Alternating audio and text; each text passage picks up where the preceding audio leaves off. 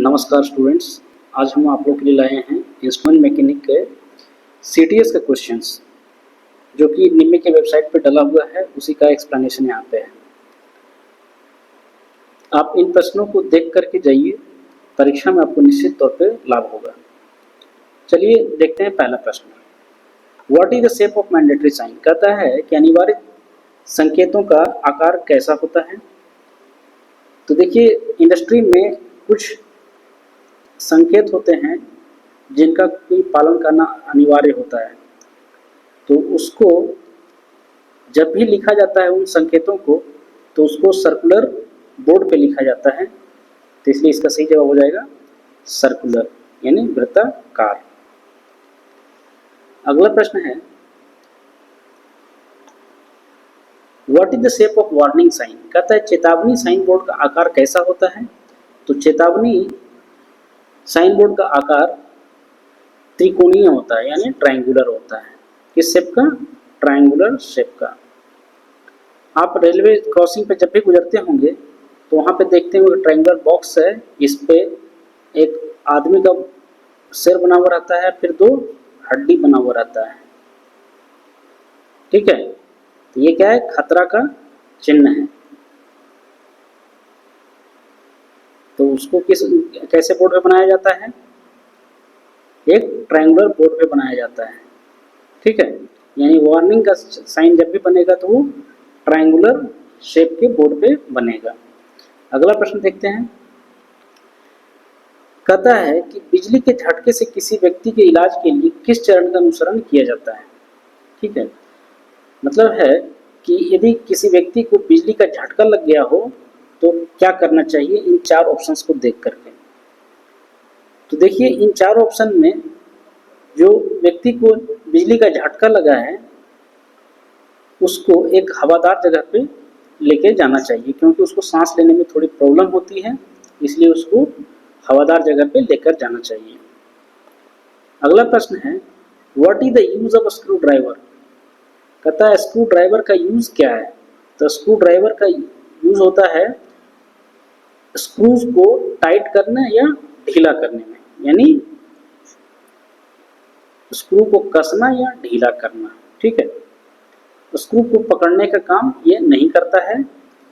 और यहाँ देखिए एक बोल्ट दिया है, बोल्ट को ढीला या कसने का काम स्पैनर करता है, ना कि स्क्रू ड्राइवर। स्पैनर, इसको स्पैनर बोलते हैं। और टाइटन और लूजन रिवेट्स, रिवेट्स को ना आप टाइट कर सकते हैं ना ढीला कर सकते हैं, इसको हैमरिंग करके फिक्स किया जाता है।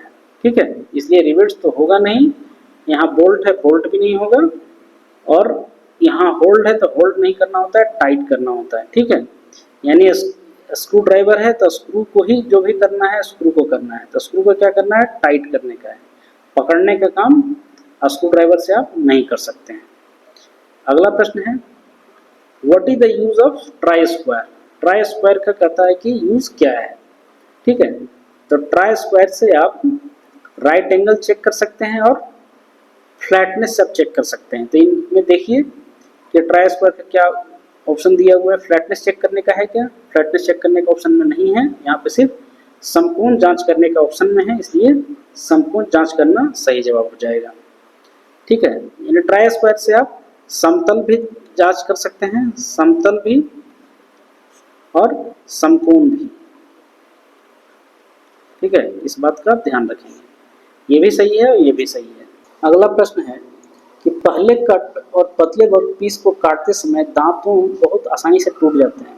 देखिए, प्रश्न में कहा जा रहा है कि एक आरी से यदि आप पतले वर्कपीस को काट रहे हैं तो जो पहले दांत होते हैं वो बहुत आसानी से टूट जाते हैं, ऐसा क्यों? देखिए, आरी का शेप कैसा होता है? ठीक है, आरी कुछ इसी शेप का होता है, यहाँ से ऐसा होता है, फिर ये आगे जाके पतला हो जाता है, और यहाँ पे इस पे हैंडल लगा हुआ रहता है। ठीक है, इसको आप हैंडल कर रहे होते हैं। ठीक है, और यहाँ पे एक भी शेप में ग्रुप्स कटे हुए होते हैं जिसको कि दांत इसका बोलते हैं। ठीक है, ऐसा ही शेप होता है आरी का। तो कहता है कि जब आप पतले जॉब पीस को आप इसे काट करने का काम कर रहे होते हैं तो इसका पहला दांत और दूसरा दांत बहुत आसानी से टूट जाता है। इसका क्या कारण है? तो जैसा कि हम लोग जानते हैं कि प्रेशर बराबर होता है क्या? Force per unit area. अब चूंकि जॉब आपका पतला है तो कम ही एरिया पे फोर्स अप्लाई हो रहा है, जो आप बल लगा रहे हैं बहुत कम एरिया पे लग रहा है, जिसकी वजह से क्या है कि ये दांत बहुत आसानी से टूट जा रहा है। दांत पे प्रेशर ज़्यादा आ रहा है और वो टूट जा रहा है। ठीक है, इसलिए इस प्रश्न का सही जवाब हो जाएगा डी, कि हाथ का बल केवल कुछ दांतों पे काम करता है, क्योंकि जॉब पतला है। यही जब थोड़ा सा काट देता है और ये आगे पीछे होने लगता है तो सरफेस एरिया थोड़ा सा प्रत्येक दांत के लिए बढ़ जाता है और प्रत्येक दांत पे फिर प्रेशर कम लगता है तो वो आसानी से टूटता नहीं है। अगला प्रश्न देखते हैं। अगला प्रश्न है कि फाइल के एक्स के रूप में चिन्हित भाग को क्या कहते हैं? ठीक है, तो देखिए जो एक्स है ये मेटल का बना हुआ रिंग होता है। ठीक है, मेटल का रिंग होता है। ये क्या है? ये जो आपका मुट्ठी है ये लकड़ी का भी बना हुआ हो सकता है, वुड का भी हो सकता है और प्लास्टिक का भी हो सकता है। ठीक है, तो जब आप ये जो हुक है इसको टैंग बोलते हैं। टैंग, फाइल के टैंग को जब आप इसका हैंडल में डालते हैं तो हैंडल क्या है? फटने का डर होता है। तो फटने के डर से हम लोग एक मेटल का रिंग लगाते हैं जिसको कि फेरुल बोलते हैं। ठीक है, यानी एक्स क्या है? Ferrule, FERRULE। ठीक है, इसलिए इस प्रश्न का सही जवाब A3 है, फेरुल। अब देखते हैं पार्ट्स ऑफ फाइल। देखिए इसका जो टिप है फाइल के उसको कहते हैं टिप या पॉइंट कहेंगे। एक साइड का किनारा है उसको एज कहेंगे। ठीक है, इसको एज कह रहे हैं। और जिस एरिया से आप घिसते हैं उसको फेस कहते हैं।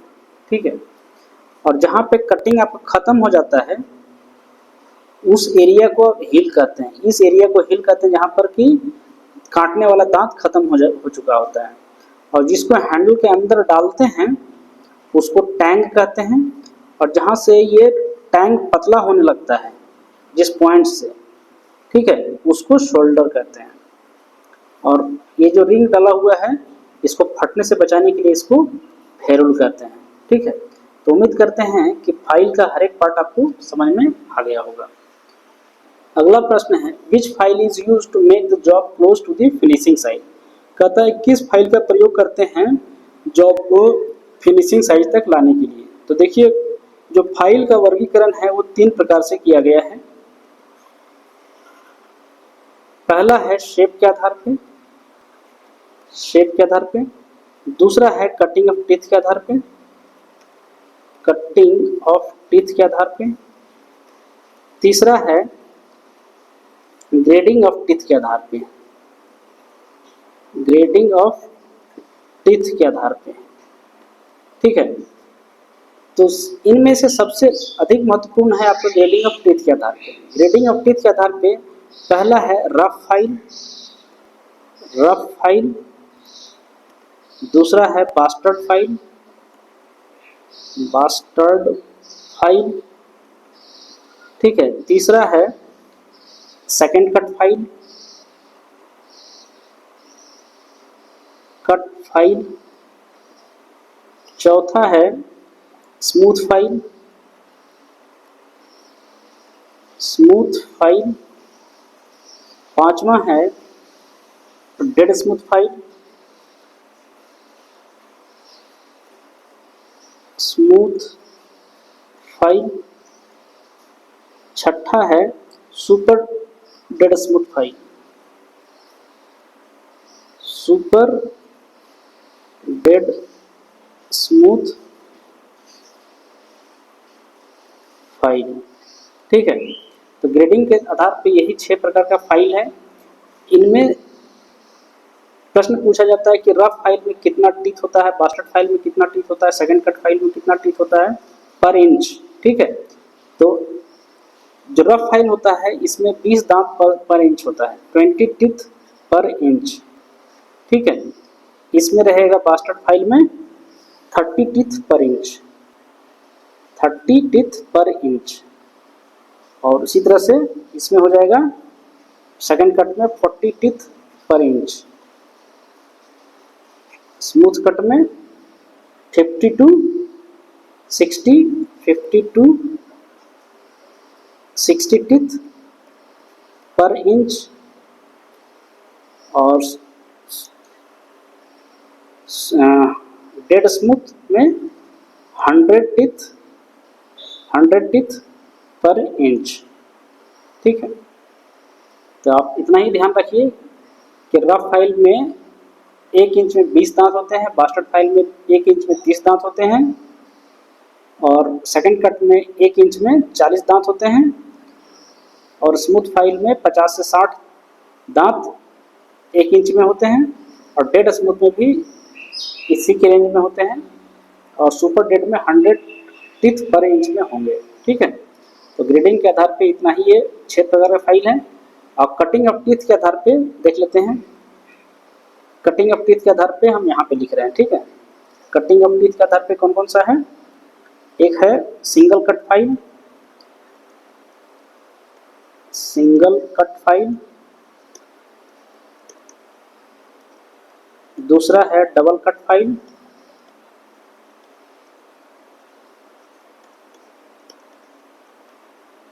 तीसरा है कर्व्ड फाइल,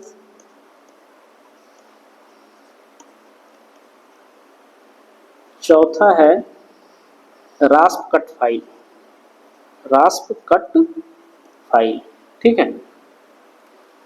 तो कटिंग के आधार पे जो फाइल है single cut, double cut, curve cut और रास्प कट फाइल है, ठीक है। कर्व कट में क्या है कि जो फाइल के ऊपर कटिंग होगा ये कर्व किया हुआ रहेगा, ठीक है, तो इसलिए इसको कर्व कट फाइल कहेंगे। सिंगल कट मतलब सिंगल सिंगल ही कट रहेगा, सिंगल लाइनिंग का एक कट होगा, ठीक है। इसको कंसिडर नहीं करना है, ये ऐसे है, ठीक है। सिंगल कट फाइल में जो भी कटिंग होगा वो एक ही लाइन होगा, और डबल कट की जब बात करेगा तो इसमें एक तो ऐसे काट देगा, फिर दूसरा इस डायरेक्शन से काट देगा, किसी भी डायरेक्शन से काट देगा, बट 2 अलग अलग डायरेक्शन से उस पर कटा हुआ रहेगा, ठीक है। और कर्व कट तो बता ही दिए। और रास्प कट में कुछ कटिंग दूसरे तरह का होता है। रास्प कट में कुछ क्या रहेगा, ऐसा ऐसा कटा हुआ रहेगा, ठीक है। और शेप के आधार पे जो फाइल है इसको कहते हैं एक हैंड फाइल, हैंड फाइल, दूसरा है फ्लैट फाइल, फ्लैट फाइल, तीसरा है राउंड फाइल,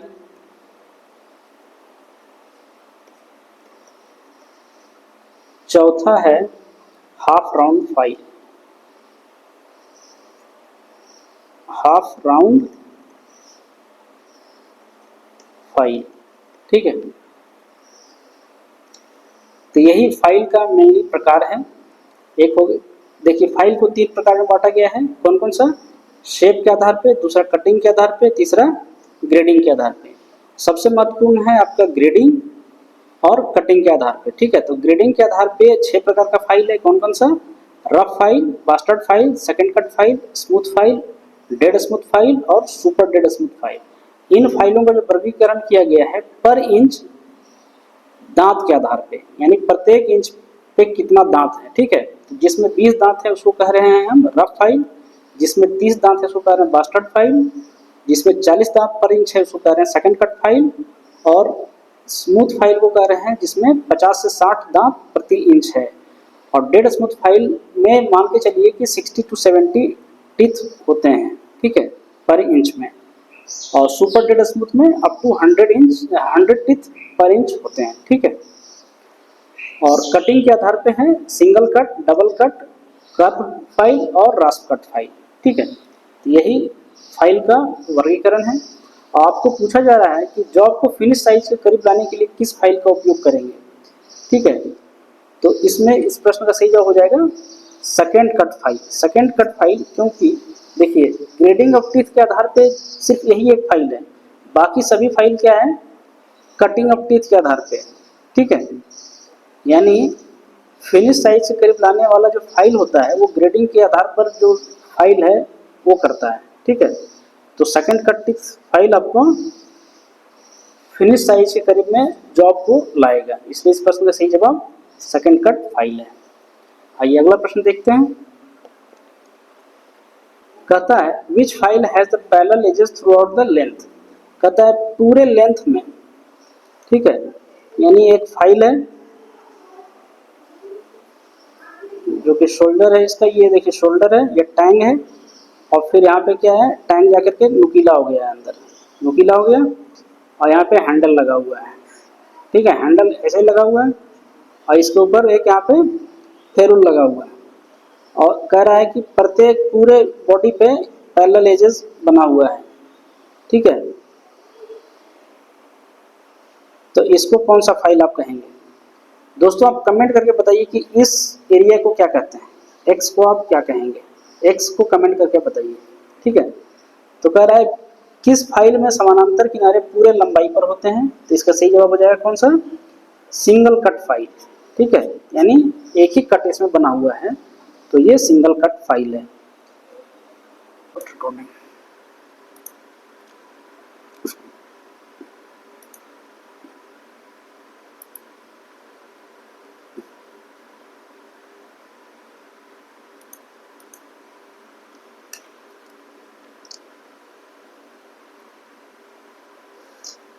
अगला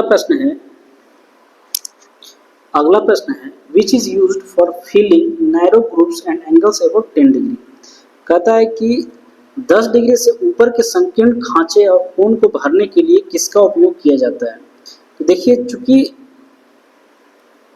जो फाइलिंग करना है आपको बहुत पतले भाग में करना है, ठीक है, और लेस देन कितना है, 10 डिग्री, 10 डिग्री से पतला खांचे को भरना है आपको। तो कौन सा फाइल आप यूज़ करेंगे, इन ऑप्शंस में देखिए, इनमें जो सबसे पतला फाइल है आप उसी का उपयोग करेंगे, ठीक है। तो नाइफ एज फाइल है जो कि सबसे पतला फाइल होता है, तो इस जगह पे हम इसका इस्तेमाल करेंगे, नाइफ एज फाइल का।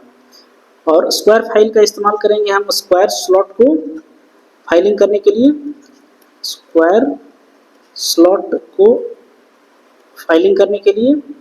और हाफ राउंड का इस्तेमाल करेंगे हम कर्व्ड सरफेस को, कर्व्ड सरफेस यदि कहीं है तो उसको फाइलिंग करने के लिए हम हाफ राउंड फाइल का इस्तेमाल करेंगे।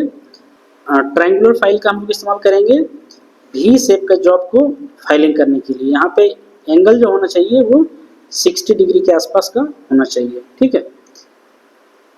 और 10 डिग्री से कम के खांचे को भरने के लिए इस्तेमाल करेंगे हम लोग नाइफ एज फाइल का। कहता है which file is used for sharpening the teeth of wood working saws, ठीक है। मतलब लकड़ी का काम करने वाली आरी के दांतों को तेज करने के लिए किस फाइल का उपयोग किया जाता है। तो देखिए जो लकड़ी पर काम करने वाला आरी होता है उस समय के साथ क्या होता है, उसका दांत खराब हो जाता है, उसको भी तेज करना पड़ता है।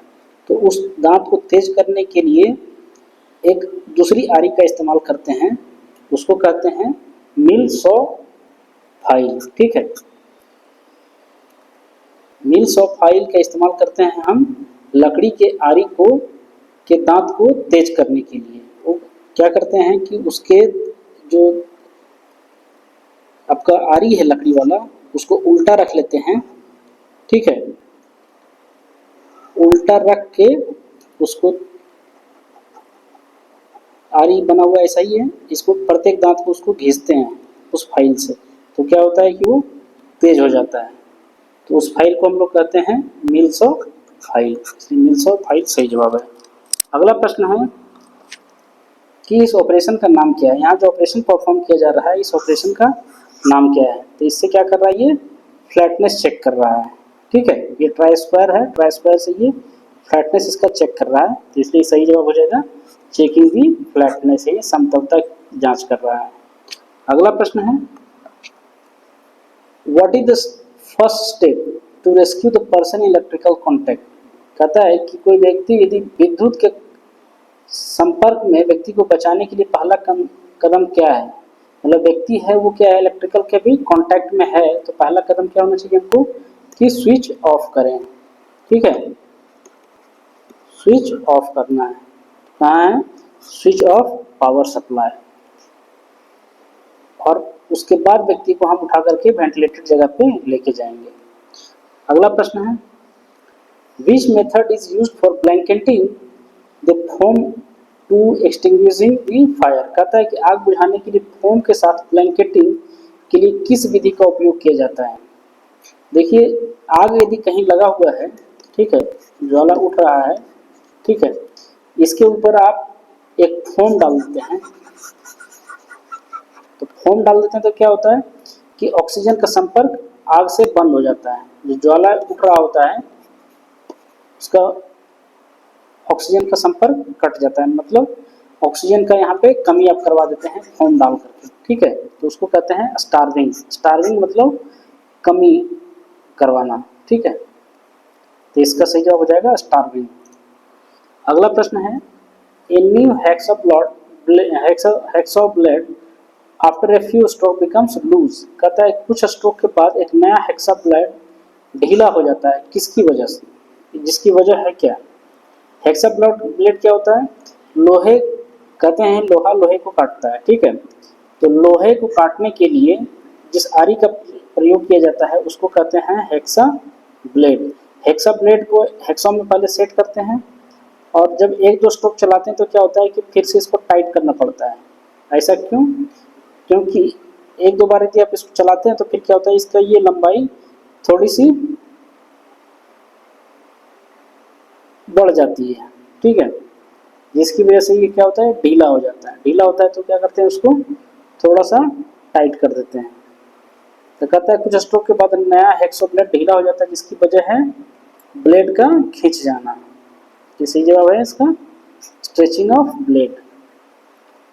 अगला प्रश्न है what is the material to manufacture bench vice. Bench vice को बनाने के लिए किस मटेरियल का प्रयोग किया जाता है, तो इसका सही जवाब है कास्ट आयरन। बेंच वाइज का इस्तेमाल करते हैं हम लोग बनाने के लिए कास्ट आयरन का। अगला प्रश्न है what is the shape of prohibition sign. कहता है निषेध संकेत का आकार क्या है। निषेध यानी वैसा नहीं करना है। रोड पे कहीं सिंबल बना हुआ होता है, वहाँ पे गोल आकृति में क्या करेगा, एरो बना देगा, फिर इसको कट कर देगा। ठीक है, मतलब यू टर्न मना है या राउंड राउंड टर्न मना है, तो उसका कैसा साइन में होता है, वो सर्कुलर शेप में होता है। ठीक है, अगला प्रश्न है पेट की चोट से घायल व्यक्ति को किस कृत्रिम श्वसन विधि से बचना चाहिए। यानी घायल व्यक्ति जो है किधर से घायल है, घायल है वो पेट से। ठीक है, तो उसको पेट के बल पे लेटाना नहीं चाहिए। ठीक है, देखिए ऑप्शन क्या है, शेपर विधि, माउथ टू माउथ विधि, नोज टू माउथ विधि और माउथ टू माउथ विधि। ठीक है, तो अब इसमें सबसे समझ में हम लोग को नहीं आ रहा है कि ये शेफर मेथड क्या है। तो शेफर मेथड में क्या होता है कि व्यक्ति को पेट के बल लेटाया जाता है, और चूंकि ये व्यक्ति घायल है पेट से, इसलिए पेट से के बल इसको नहीं लेटाना चाहिए, जो कि शेफर मेथड में है कि व्यक्ति को पेट के बल लेटाया जाता है। ठीक है, इसलिए इस प्रश्न का सही जवाब है कि शेफर मेथड से कृत्रिम श्वसन से बचना चाहिए यदि व्यक्ति पेट से घायल हो तो। अगला प्रश्न है भार उठाने के समय चोट लगने का क्या कारण हो सकता है। देखिए, यदि आप भारी वजन उठा रहे हैं, ठीक है, एक व्यक्ति है जो कि भारी वजन उठाने का प्रयास कर रहा है, यदि वो गलत तरीके से उठाएगा, गलत टेक्निक लगाएगा, तो क्या है कि वो व्यक्ति इस वजन से भी घायल हो सकता है। ठीक है, इसलिए इसका सही जवाब हो जाएगा रॉन्ग लिफ्टिंग टेक्निक। यदि ज़्यादा भारी वजन है तो व्यक्ति को अपने पैरों पर बैठ करके उसको उठाना चाहिए और कमर को सीधा रखना चाहिए। अगला प्रश्न है which is an example of aerosol, कहता है एरोसोल का उदाहरण इनमें से कौन है। तो एरोसोल कहते हैं वैसे प्रदूषक को जो हवा में घुले हुए होते हैं, ठीक है, जैसे हो गया डस्ट, स्मोक, ये सब क्या है, एरोसोल है। ये प्रदूषक हवा में घुले हुए होते हैं। अगला प्रश्न है, बहुत कम वोल्टेज 40 वोल्ट से कम पर बिजली के झटके का प्रभाव होता है। देखिए बिजली का झटका कितना है, लेस देन 40 वोल्ट है, तो व्यक्ति को सिर्फ एक झुनझुनी सी महसूस होगी, ठीक है, सिर्फ एक झुनझुनी सी महसूस होगी। यदि 40 वोल्ट से 100 वोल्ट के बीच में है तो मसल्स उसका कॉन्ट्रैक्ट हो जाएगा, और करंट का रेटिंग ग्रेटर देन 10 एम्पियर है तो चमड़ा भी जल सकता है, और वोल्टेज भी 220 वोल्ट से अधिक है तो बर्निंग हो सकता है, ठीक है। यानी बर्निंग के लिए ग्रेटर देन 10 एम्पियर चाहिए, 220 वोल्ट से ऊपर चाहिए, ठीक है। और फाइब्रेशन, फाइब्रेशन ये हृदय घात से रिलेटेड है, यानी 220 वोल्ट के आसपास रहेगा तो उसको फाइब्रेशन भी हो सकता है, और 40 वोल्ट से कम रहेगा तो वो सिर्फ एक अप्रिय झुनझुनी महसूस करेगा। अगला प्रश्न है कि प्राथमिक चिकित्सा में सीपीआर क्या है। सीपीआर एक टेक्निक है जिसको बोलते हैं कार्डियोपल्मोनरी रिसर्कुलेशन। इसमें क्या होता है कि चेस्ट, घायल व्यक्ति के चेस्ट को बार बार दबाया जाता है, ठीक है। इसका परीक्षा में इसका फुल फॉर्म पूछा जाता है कि सीपीआर का फुल फॉर्म क्या है। उसका फुल फॉर्म है कार्डियोपल्मोनरी रिसर्कुलेशन। अगला प्रश्न है, how many chest compressions given in CPR. CPR में छाती को कितना दबाया जाता है। तो सीपीआर मेथड में 1 मिनट में 30 बार उसके छाती को दबाया जाता है, जो कि है A3 30 टाइम्स। अगला प्रश्न है, what is ABC in first add. प्राथमिक चिकित्सा में एबीसी क्या है। एबीसी का फुल फॉर्म है एयरवे ब्रीथ सर्कुलेशन, ठीक है, यानी खुला हवा होना चाहिए, सांस लेने देना चाहिए और हवा थोड़ा सर्कुलेट करे वहां पे। अगला प्रश्न है, what is the shape of warning sign. चेतावनी चिन्ह का आकार कैसा होता है। तो चेतावनी चिन्ह का आकार ट्रायंगुलर होता है, ठीक है, इसलिए सही जवाब है ए ट्रायंगल। अगला प्रश्न है, व्हाट इज सिंबल। यह प्रतीक किस चीज का है। तो ये प्रतीक है आपका एक पंखे का, जो कि ए ऑप्शन में है, इसलिए ए सही जवाब है। अगला प्रश्न है, हाउ फायर सस्टेन, कहता है आग कैसे कायम रह सकती है। तो आग को जलने के लिए हीट चाहिए, प्लस फ्यूल चाहिए, फ्यूल यानी ईंधन चाहिए, और प्लस ऑक्सीजन चाहिए, ऑक्सीजन चाहिए। ये 3 चीज है तो आपका आग कभी नहीं बुझेगा। मतलब वहाँ पे गर्मी भी है और ईंधन भी है प्लस ऑक्सीजन भी है, तो आग हमेशा आपका कंटिन्यूअस जलता रहेगा और बुझेगा ही नहीं। आप इन 3 चीज़ों में से किसी एक चीज़ को भी हटा देंगे तो आग आपका बंद हो जाएगा। तो आप हीट हटा दीजिए, या फिर फ्यूल हटा दीजिए, या फिर ऑक्सीजन हटा दीजिए। तो सबसे आसान होता है ऑक्सीजन हटाना, ठीक है। तो लोग ज़्यादातर फायर एक्सटिंग्विशर में ऑक्सीजन को ही हटाते हैं, ठीक है। और परंतु प्रश्न है कि आग कायम कैसे रह सकती है। तो हीट, फ्यूल और ऑक्सीजन की उपस्थिति में आग हमेशा कायम रह सकती है। अगला प्रश्न है कि how to stop bleeding wound in first aid. कहता है प्राथमिक उपचार में घाव से खून बहने से कैसे रोकें। तो जब भी आपका हाथ कट जाता है तो आप क्या करते हैं कि जहाँ पे कटता है उसको जोर से दबा के रखते हैं, तब तक दबा के रखते हैं जब तक कि खून बहना बंद ना हो जाए, ठीक है। तो ये है use direct pressure on the wound, मतलब घाव पे सीधा दबाव डालना चाहिए। अगला प्रश्न है, what should be done when a person is under electrical shock. कहता है जब किसी व्यक्ति को बिजली का झटका लगे हो तो क्या करना चाहिए। इन ऑप्शंस के हिसाब से सबसे पहला ऑप्शन है कि जो पावर सोर्स है उसका बिजली बंद कर देना चाहिए, तो बिजली का स्रोत बंद कर दें, ये सही जवाब है। अगला प्रश्न है कि which is class of fire extinguisher to be used on fire involving metals. कहता है धातुओं से लगी आग पर प्रयोग किए जाने वाले अग्निशामक यंत्र का कौन सा वर्ग होगा। देखिए आग 4 प्रकार का होता है, कौन कौन सा। क्लास A, B, C और D, ठीक है। यदि आग जनरल वुड में लगे, पेपर में लगे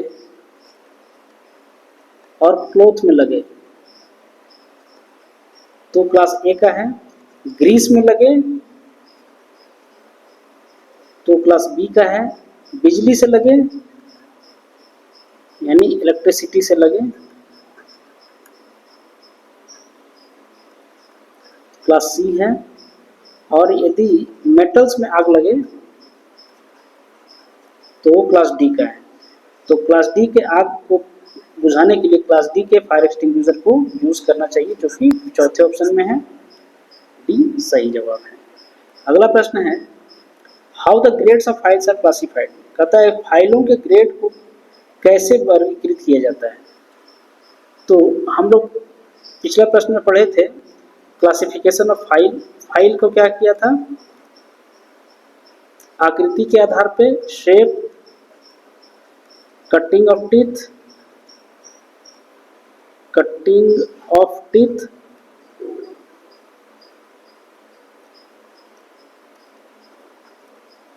और ग्रेडिंग ऑफ टीथ,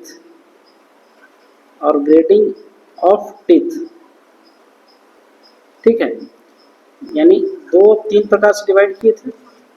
अब कह रहा है कि जो ग्रेडिंग ऑफ टीथ के आधार पर जो वर्गीकृत किया गया है उसमें नंबर ऑफ टीथ पर सेंटीमीटर या इंच, हम लोग इंच पढ़े थे, इंच ही सही होता है, यहाँ पे इंच होना चाहिए, जो कि सेंटीमीटर लिखा है जो गलत है, ठीक है। यानी ग्रेडिंग ऑफ टीथ के आधार पर जो फाइल का वर्गीकरण किया गया है वो नंबर ऑफ टीथ पर इंच पे किया गया है, ठीक है, जो कि किसी ऑप्शन में नहीं है।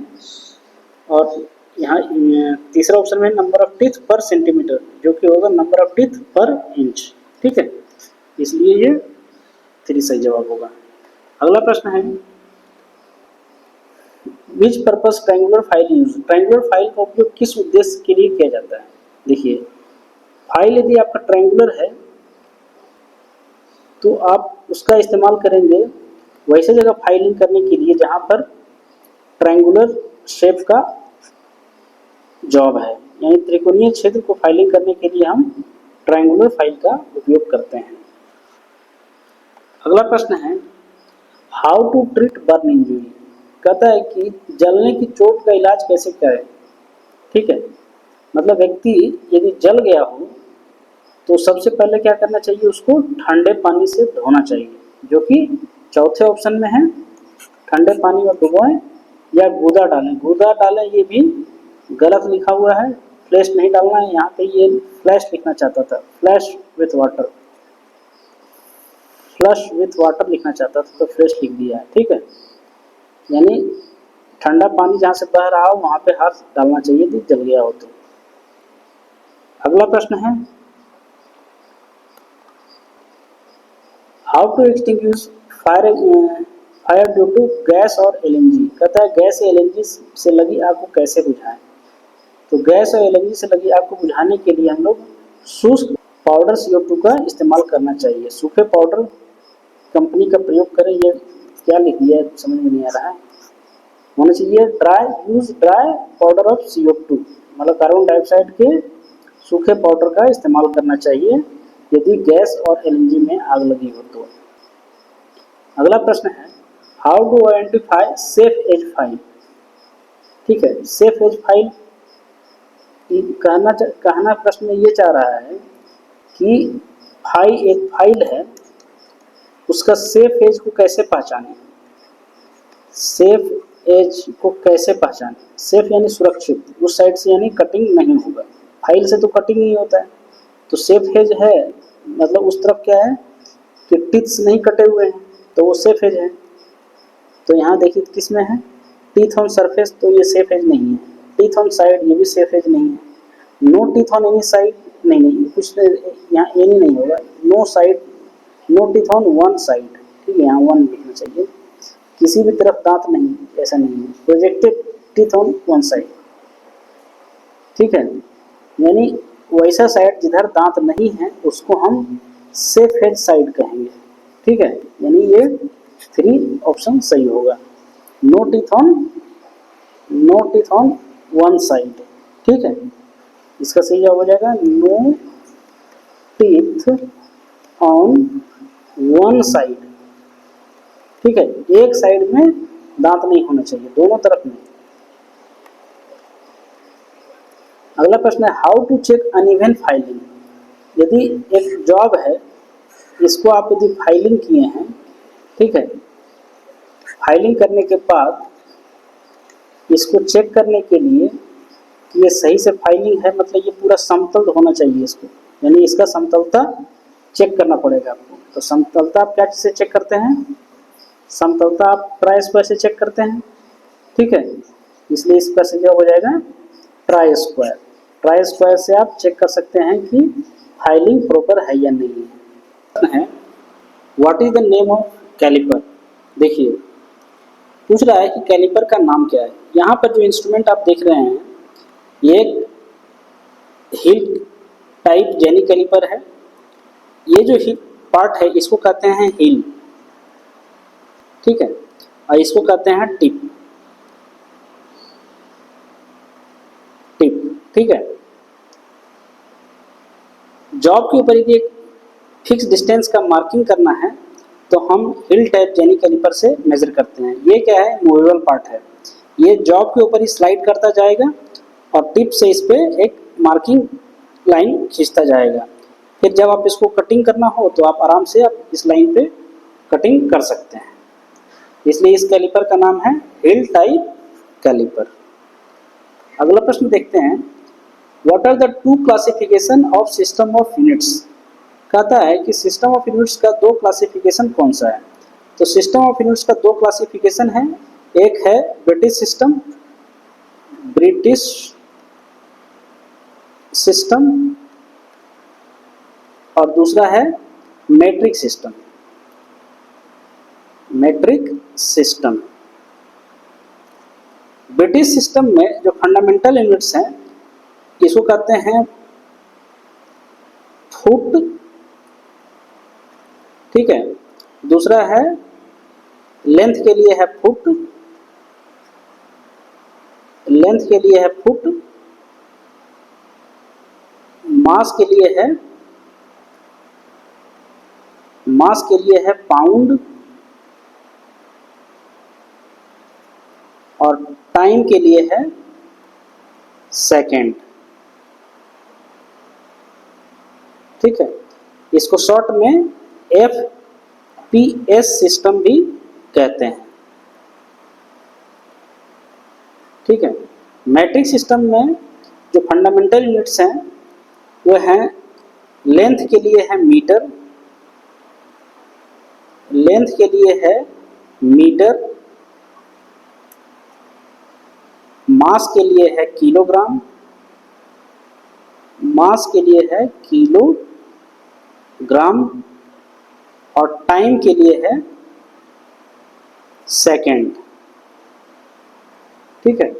इसको शॉर्ट में मेट्रिक सिस्टम को MKS सिस्टम भी बोलते हैं, ठीक है, MKS सिस्टम, ठीक है। तो आप FPS और MKS को याद रखिए। MKS यानी मीटर, किलोग्राम और सेकेंड, मीटर, किलोग्राम और second.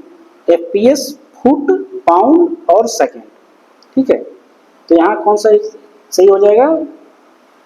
Classification of system of units हो जाएगा ब्रिटिश और metric system. Gravitational, non gravitational ये कोई सिस्टम ऑफ यूनिट्स नहीं है। फंडामेंटल और डिराइव यूनिट्स, फंडामेंटल और डिराइव यूनिट्स दोनों यूनिट्स के प्रकार हैं, ना कि सिस्टम के प्रकार हैं, ठीक है। मैट्रिक और इंटरनेशनल सिस्टम भी कोई सिस्टम नहीं है, ठीक है। इसलिए ये सभी ऑप्शंस गलत है, सिर्फ ब्रिटिश एंड मैट्रिक सिस्टम ही सही है। अगला प्रश्न है व्हाट आर फंडामेंटल यूनिट्स। कहता है कि इनमें से कौन सा मूलभूत इकाइयां हैं। तो मूलभूत इकाई है लेंथ, मास और टाइम, ठीक है। Fundamental units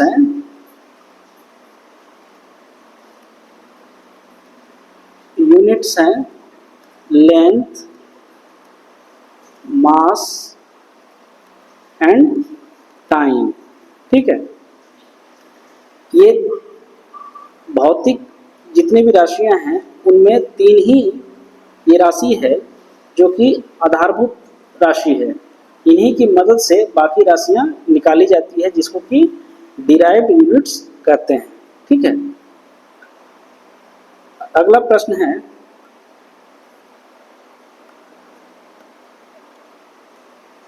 what denotes letter M in MKS system. एमकेएस सिस्टम में एम अक्षर क्या दर्शाता है? एमकेएस सिस्टम को हम लोग मैट्रिक सिस्टम भी कहते हैं, मैट्रिक सिस्टम भी कहते हैं,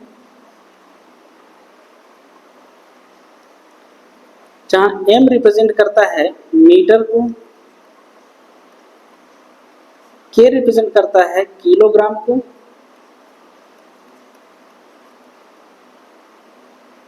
एस रिप्रेजेंट करता है सेकेंड को।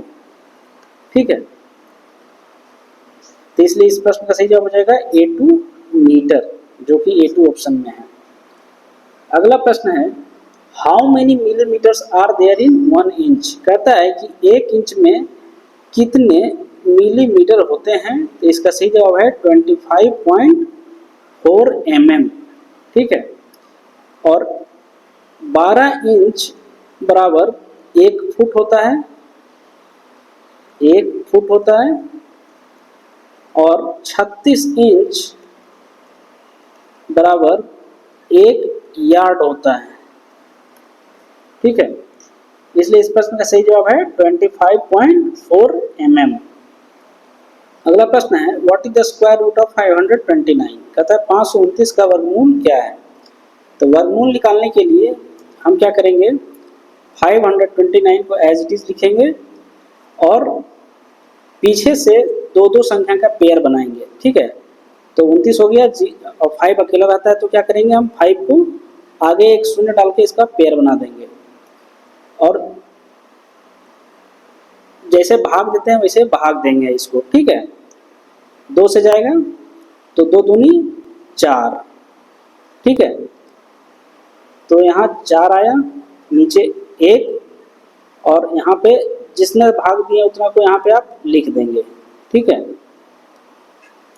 यहाँ पे 4 हो गया, और यहाँ पे जो सब्ट्रैक्ट करने के बाद आया था कितना 1, तो 1 लिखेंगे और फिर एक साथ 2 संख्या को उतार देंगे। ठीक है, अब है यहाँ पे कितनी संख्या से इसको भाग दिया जाए कि ये पूरा पूरा कट जाए। तो आपको पहले देखना है ये दहाई की सैकड़ा और दहाई के अंक को देखना है। देखिए 4 तिया 12 यानी 43 में यदि हम 3 लिखें और 3 से यहाँ पे भागा दें इसको, ठीक है, तो आ जाएगा 129, तो आ जाएगा 129। अब इसको घटाएंगे तो हो जाएगा सभी शून्य, सभी कट जाएगा। ठीक है, तो 529 का कितना वर्गमूल आ गया 23। इसलिए इस प्रश्न का सही जवाब हो गया क्या 23।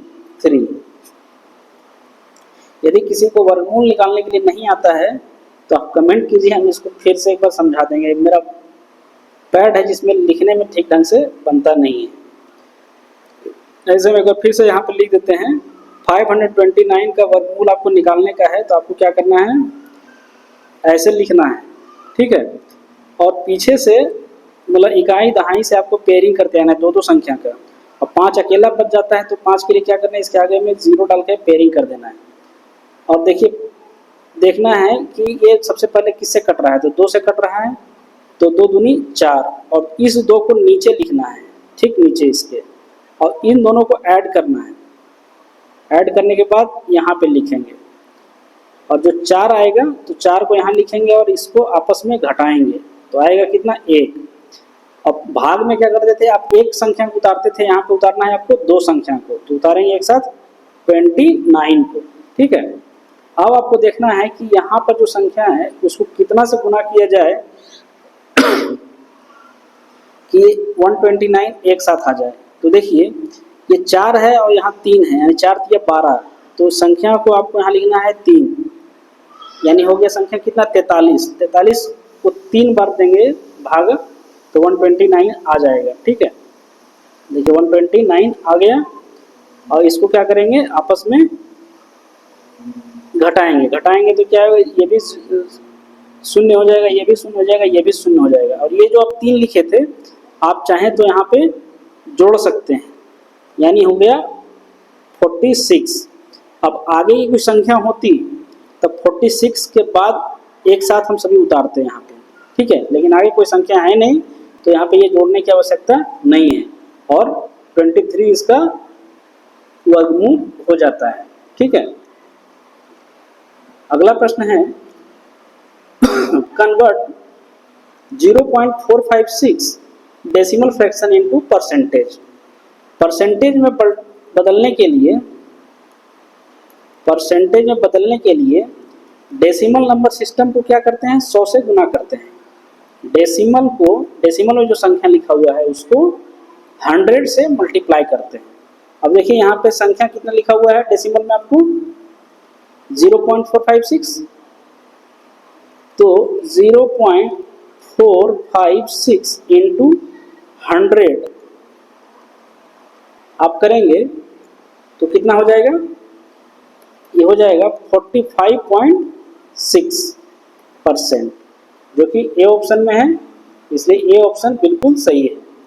यानी परसेंटेज में बदलने के लिए डेसिमल सिस्टम को 100 से आपको चुपचाप मल्टीप्लाई कर देना है।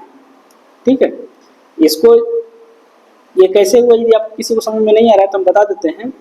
0.456 लिखा हुआ है, दशमलव हटा के जो संख्या होगा वो हो जाएगा 456/1 पे 000। ठीक है, अब इस संख्या को क्या करना है, 100 से मल्टीप्लाई करना है।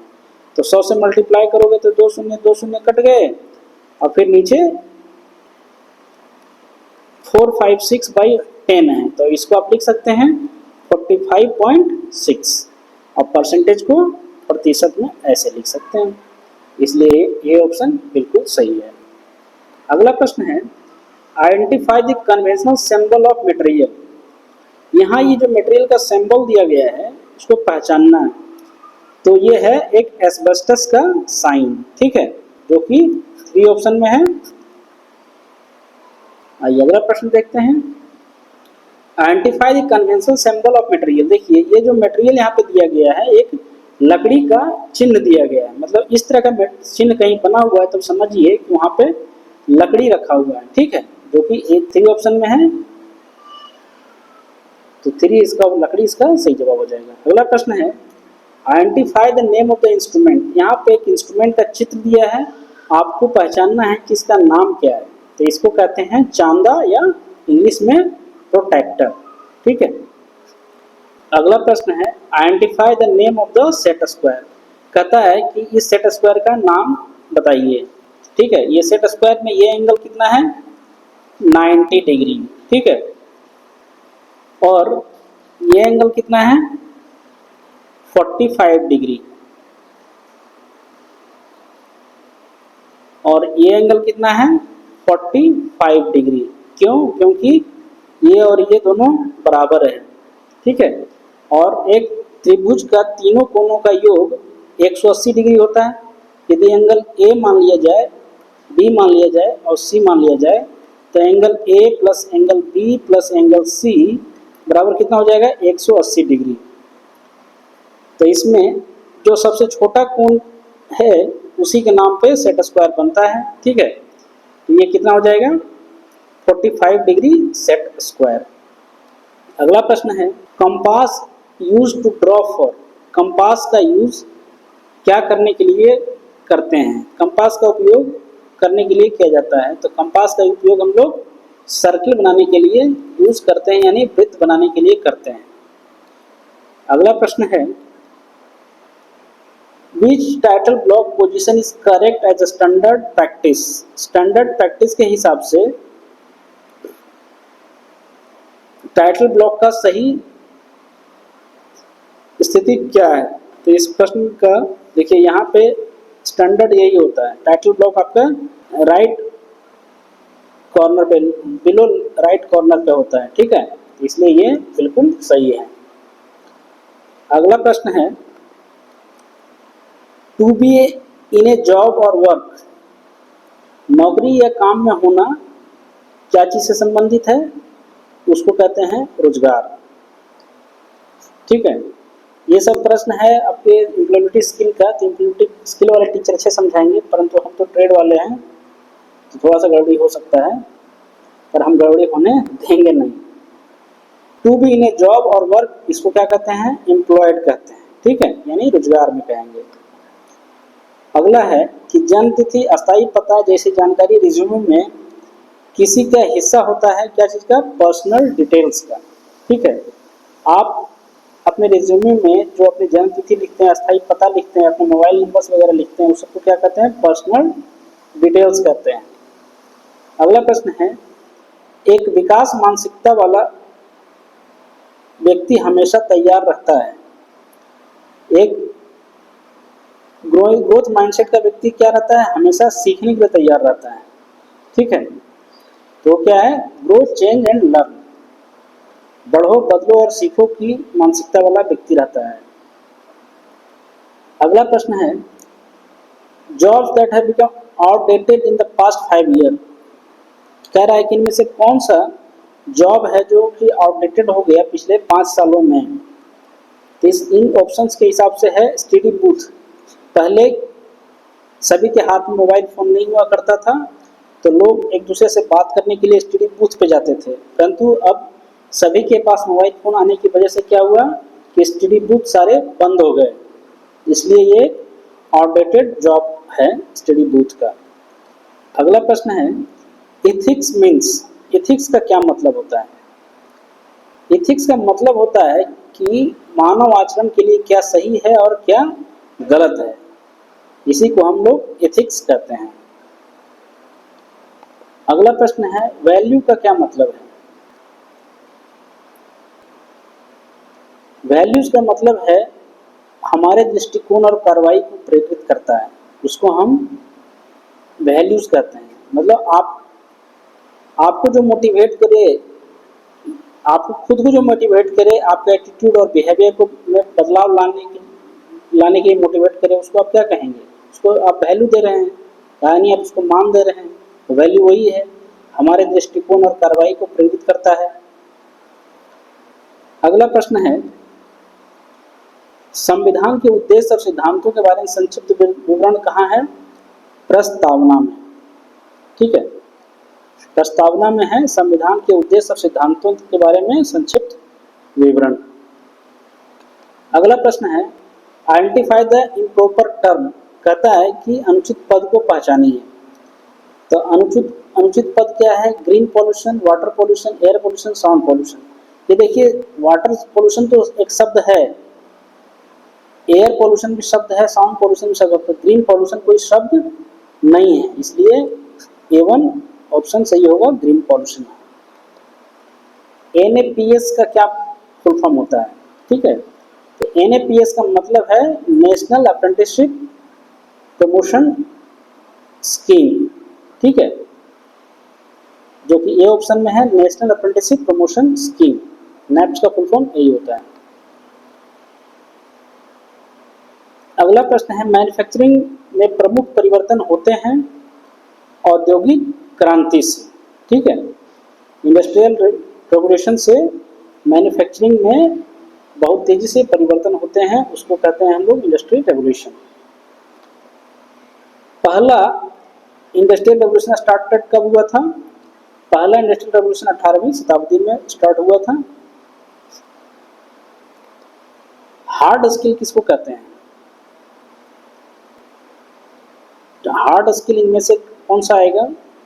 ये मेरे को भी नहीं पता है, हार्ड स्किल किसको कहेंगे? To grow yourself you must, अपने आप को विकसित करने के लिए आपको चाहिए कि आप सीखने के लिए तैयार रहें, यानी आपको खुद को जानना बहुत जरूरी है अपने आप को विकसित करने के लिए, ठीक है, नो योरसेल्फ। अगला प्रश्न है, टाइम मैनेजमेंट क्या है? समय प्रबंधन है मैनेजिंग टाइम, समय प्रबंधन को ही टाइम मैनेजमेंट कहते हैं। एक रिज्यूमे शूट भी कैसा होना चाहिए? एक रिज्यूमे को एक लंबी और विस्तृत जानकारी होना चाहिए एक रिज्यूमे में। नहीं, रिज्यूमे को शॉर्ट एंड प्रिसाइज होना चाहिए। ठीक है, ये ऑप्शन होगा।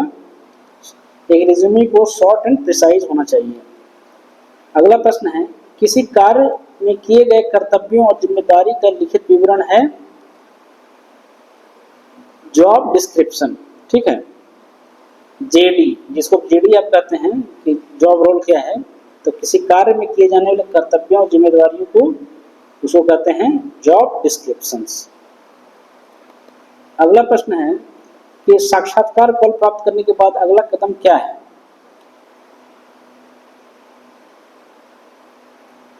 साक्षात्कार कॉल आपको आ गया है तो आपको साक्षात्कार में जाना चाहिए। ठीक है, अपीयर एट इंटरव्यू।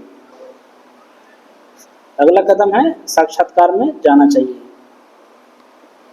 अगला प्रश्न है, दिए गए वाक्य में उपयुक्त WH शब्द चुनें।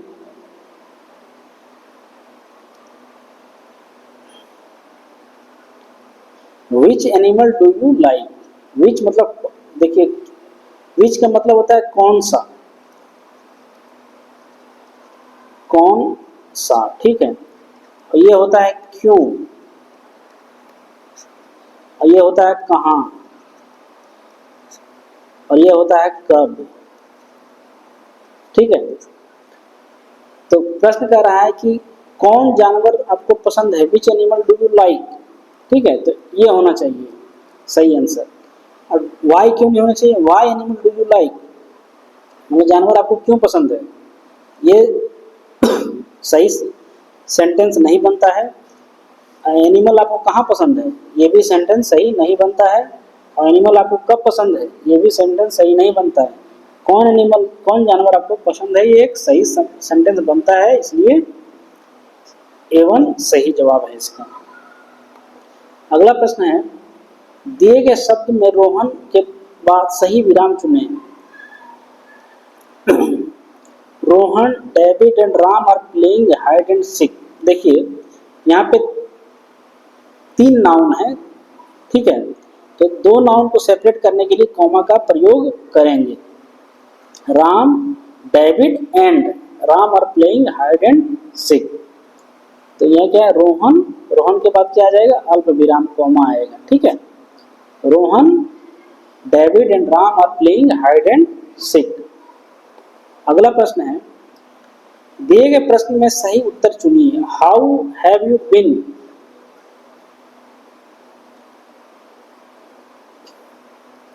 पूछ रहा है कि आप कैसे हैं, तो आपका जवाब होना चाहिए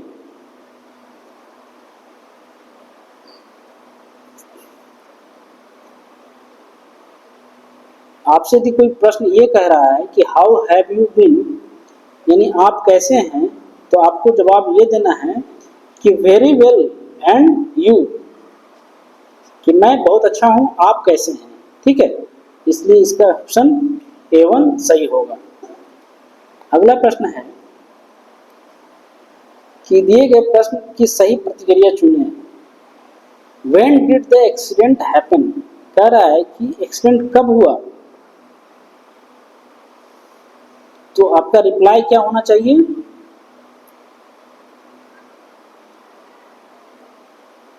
आप when कह रहा है ना, यानी समय के बारे में पूछ रहा है, तो आपको समय से रिलेटेड जो ऑप्शन में है उसको चूज करना है। ठीक है, एट 10:30 लास्ट नाइट। ठीक है, और वेयर का था, where did the accident happen, तो तुम कहते हैं इन द होटल। ठीक है, और व्हेन कह रहा है तो समय के बारे में बात कर रहा है, तो आप बताएंगे यहाँ पे समय के साथ एट 10:30 लास्ट नाइट। अगला प्रश्न है, choose the correct tense of the verb I खाली music when I was child. तो तो ये क्या है, जब मैं बच्चा था तब मैंने म्यूजिक सीखा, तो I had learned music when I was child. ये डी ऑप्शन में होगा, यानी पास्ट परफेक्ट की बात करना है आपको, ठीक है, ये पास्ट परफेक्ट की बात करना है, ठीक है, कि मैंने म्यूजिक तब सीखा जब मैं बच्चा था। अगला प्रश्न है, curriculum vitae is also known as, इसको रिज्यूमे भी कहते हैं, सीवी को आप रिज्यूमे भी कहते हैं, ठीक है। अगला प्रश्न है, तुलनात्मक विश्लेषण के साथ रिक्त स्थान भरें। Your pencil is sharper than my, ठीक है, आप शार्प नहीं करेंगे, शार्पर करेंगे, ठीक है। Your pencil is sharper than my. अगला प्रश्न है, क्रिया के सही भविष्य काल के साथ रिक्त स्थान भरें।